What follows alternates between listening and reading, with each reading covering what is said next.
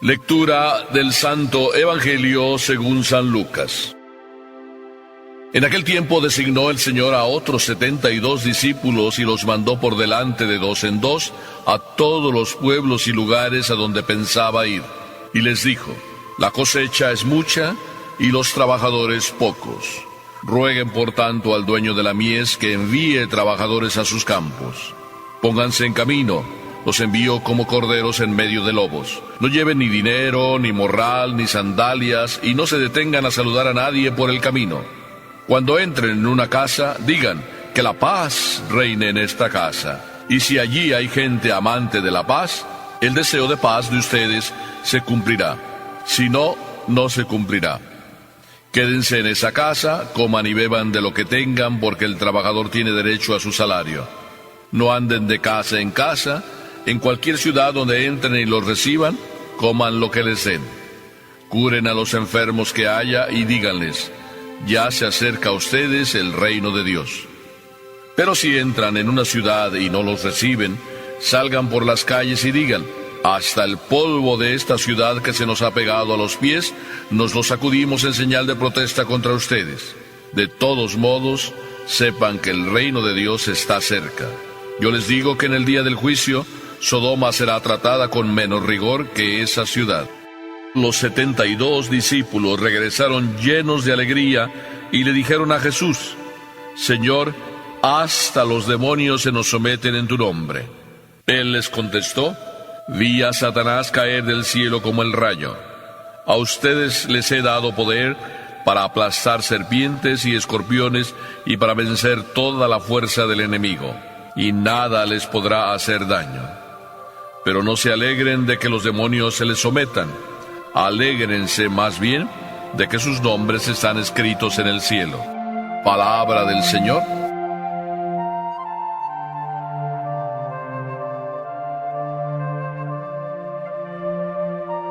Jesús es verdaderamente profesional.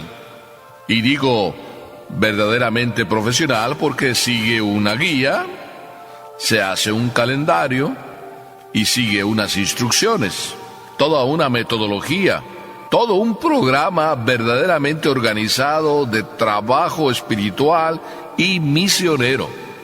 Conocí a unos compañeros míos misioneros y verdaderamente maravilloso, puedo decir, es su trabajo sacrificado, heroico, porque empezaron a abrir camino en tierras salvajes, con indios casi todos ellos desconocedores del Evangelio, abriendo caminos, sí, en la selva, tratando de construir iglesias, y no solo eso, tratando de encontrar los pueblos perdidos también en medio de la selva.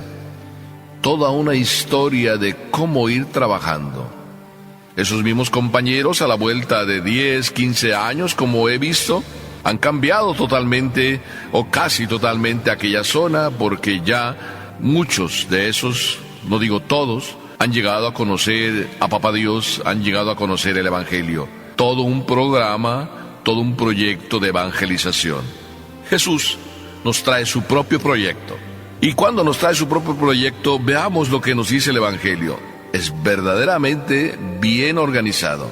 Dice el Evangelio que Jesús envió a 36 parejas, porque eran 72 discípulos los que envió, y los envió de dos en dos.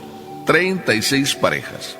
36 parejas a visitar por delante de él todos los pueblos y lugares a donde pensaba ir. O sea que se programó casi, bueno, no casi, por un año, y se programó por un año pensando en que en cada uno de esos pueblos, así me lo imagino yo, estaría 2-3 semanas. 2-3 semanas por pueblo, 36 pueblos preparados por estas 36 parejas. Bueno, pues Jesús dedicó un año a esta zona. Qué hermoso, ¿verdad? Ver a Jesús que se programa, ver a Jesús que se hace su proyecto, ver a Jesús que colabora con una organización perfecta con su Padre, ver a Jesús que impulsa a sus discípulos a que también vayan aprendiendo. Qué hermoso trabajo de equipo. Lo primero, Jesús confía precisamente en su equipo. Pone en las manos de ellos en la evangelización, preparando el camino. Vayan ustedes y digan que el reino de Dios ya está cerca.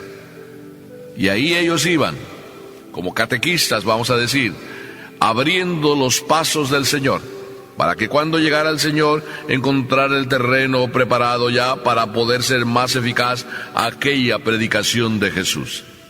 Y luego Jesús, después de que les dice, vayan, preparen, entonces viene Jesús con sus instrucciones y les dice primero, la cosecha es mucha y los trabajadores pocos, rueguen al dueño de la mies que envíe trabajadores a sus campos. O sea que cuando Jesús lanza a evangelizar, lo primero que dice, oigan, tomemos conciencia todos, somos muy pocos. Pidámosle primero al Señor que envíe obreros a su mies y luego también nosotros hagamos de testimonio para que otros les entren las ganas de seguir la mies del Señor. Primera consigna, preocuparse de que haya hombres que se involucren, que se sumen al grupo de los pastores, al grupo de los trabajadores de la mies. Jesús, ¿verdad que piensa en lo primordial? Yo siempre he pensado y me recuerdo cuando en estas cosas pienso en aquel papá que no quería soltar a su hijo. Y no quería soltar a su hijo y su hijo quería ser sacerdote. Y la única razón que tenía era que el apellido se iba a perder. Cuando te casas, si eres mujer, pierdes el apellido y tomas el apellido del hombre. Pero cuando eres hombre, tú das el apellido. Aquel hombre estaba deseoso de que su apellido no se perdiera. Y se perdió la posibilidad de que el apellido corriera como un pastor que iba a tener muchos hijos y que iba a hacer famoso el apellido.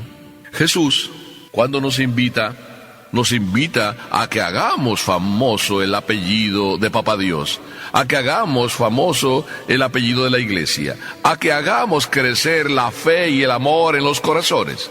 ¿Qué mejor apellido que tener fe? ¿Qué mejor apellido que conservar el amor de Dios? ¿Qué mejor alegría que conservar la esperanza en el reino de Dios? Pero a veces se nos olvidan las cosas. Y se nos olvidan y nos volvemos egoístas y no pensamos en lo más grande. Rogar al dueño de la mies que envíe obreros a su mies. Primera instrucción, y muy importante, conservar la iglesia a través de sus hijos, pastores que trabajen por la mies. Pero además Jesús dice, oigan, cuidado, pongan atención, los envío en medio de lobos. Jesús es consciente de que seremos perseguidos. Lo persiguieron a él, ¿cómo no nos van a perseguir a nosotros? Jesús es consciente de que este mundo es muy agresivo. Jesús es consciente de que el mundo es necio para aceptar el plan de Dios. Jesús es consciente de que nosotros, sus hijos, le hemos salido a veces bien duros de cabeza, duros de mollera. Jesús es el primero que es paciente, bondadoso, lento para la ira, lento para enojarse, como dice la Sagrada Escritura, porque Jesús se alegra más por esa oveja que es necia, pero que vuelve al redil, por esa oveja que es reticente, que es rebelde, pero que vuelve al redil. En medio de los lobos estamos. Pongamos atención tú y yo. ¿Verdad que sí? A veces los lobos los tenemos en la propia casa. Y ahí mismo nos agreden, ahí mismo nos muerden, ahí mismo nos atacan. Pero tú ten conciencia de eso. Y ten mucha confianza, mucha esperanza en Papá Dios. Además dice, no lleven ni dinero ni morral. Es decir, no se preocupen de las cosas materiales. Lo material hay que dejarlo en segundo lugar. Dios proveerá. Si tú haces lo que tienes que hacer, si tú te preocupas de las cosas de Dios, Dios se va a preocupar de tus cosas. Y mira que te lo digo yo en primera persona con mi propia experiencia. Nunca me ha faltado nada.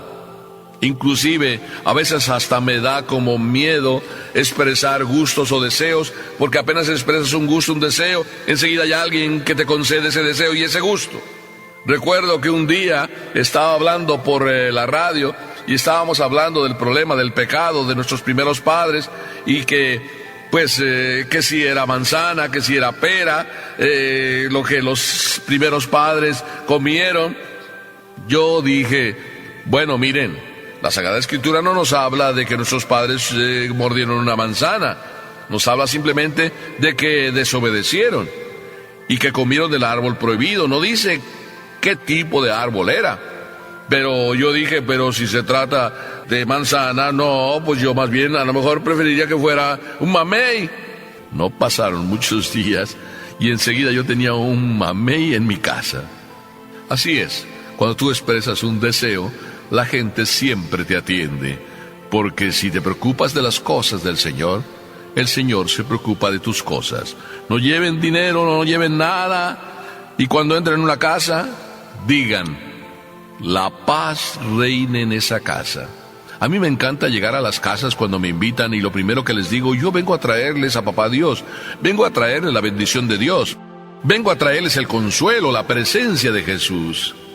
Qué hermoso cuando uno les dice a las familias, bueno, me voy a despedir, pero no quiero despedirme sin darles antes la bendición. Y cómo todos se recogen, y cómo todos atienden, y cómo todos reciben con gusto la bendición. Es que es lo mejor que tú puedes dar como sacerdote, pero también lo mejor que tú puedes dar como católico, desear la paz, desear que Jesús reine en tu casa, en la casa, en los corazones. Si ahí, cuando tú das la paz, dice Jesús, en esa casa hay gente amante de la paz se quedará con ellos. Los amantes de la paz reciben la paz. Los amantes de la violencia no solo engendran violencia, sino también viven en violencia. Por eso Jesús nos invita a que hagamos y cumplamos todas estas consignas. Además, dice, digan a todos que el reino de Dios está cerca. Así sea que os acepten, os admitan en alguna casa o en alguna ciudad, ustedes díganles que el reino de Dios está cerca. ¿Qué más cerca está el reino de Dios? Que precisamente está dentro de cada uno de nosotros. Los 72 discípulos, después de haber ido y disfrutado de la predicación y de la evangelización, llenos de gozo, le dicen, hasta los demonios se nos someten en tu nombre. San Lucas siempre es maravilloso porque pone determinados detalles que reflejan la psicología de los discípulos y reflejan lo que había en el corazón de ellos. Hasta los demonios se les someten. También San Lucas dice por qué. Dice, se les someten en el nombre del Señor. ¿Cuántas veces nosotros trabajamos verbalmente, de boca para afuera, decimos que lo hacemos por el Señor, pero quién sabe qué intenciones hay en nuestro corazón? Yo a veces pondría en duda la intención de si de verdad lo hacemos por el Señor, porque en determinados momentos, cuando empiezan las dificultades, como que vamos dejando a un lado al Señor. ¿Por qué? Porque andábamos buscando más los gozos del Señor que al Señor del gozo. Y esto es bien importante descubrirlo. ¿En nombre de quién trabajamos? Jesús después les da la lección, diciéndoles, no se alegren de que los espíritus se les sometan. Alégrense más bien de que sus nombres estén escritos en el cielo. A mí me encanta esta frase, porque Jesús viene a decirnos, hay gozos y gozos. Disfruten sí del gozo de que las cosas les salgan bien. Pero viene a decirnos, no se queden en la búsqueda de los gozos que les da estar conmigo. No gocen solo de estar conmigo, sino gocen del hecho de tenerme a mí y disfrutar de mí. Hay gozos que llevan a otros gozos. Por eso cuando Jesús dice, alégrense más bien de que sus nombres estén escritos en el cielo, viene como a decirnos, no te quedes en los medios, no andes disfrutando solo de las cosas materiales, aunque yo te las he dado para que las disfrutes, sino que a través de ellas tienes que llegar al otro gozo, al gozo de disfrutar de Dios para siempre en la otra vida. Qué hermoso lo que Dios nos dice. A caminar en esta vida se camina con la mirada puesta en el cielo.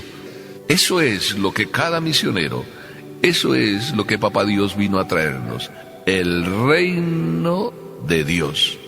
la vida del amor, la vida de la gracia. Para eso fueron estas 36 parejas, para decirles a todos que el reino de Dios está cerca y que Jesús no tardará en llegar. Que nosotros también digamos a la gente lo mismo: el reino de Dios está cerca, Jesús no tardará en llegar, no te lo pierdas. Amén.